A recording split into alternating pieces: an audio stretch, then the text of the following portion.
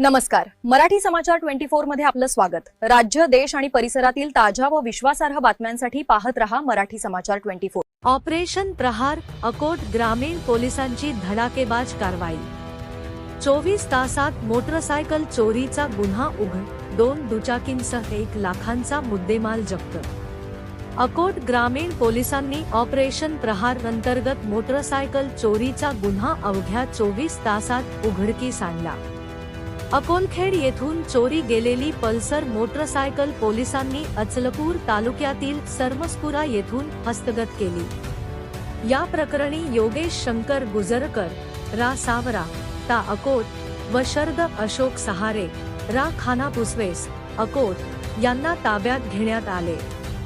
तसेच योगेश गुजरकर याने अन्य एका चोरीची कबुली दिल्याने आणखी 1 मोटरसायकल जप्त करण्यात आली. अप नंबर 609/2026 कलम 303(2) BNS अन्वये अकोट ग्रामीण पोलीस स्टेशनला गुन्हा दाखल केला. दोन्ही मोटरसायकलींची एकूण किंमत 1 लाख रुपये असून अकोट ग्रामीण पोलिसांच्या पथकाने ही कारवाई वरिष्ठ अधिकाऱ्यांच्या मार्गदर्शनाखाली केली.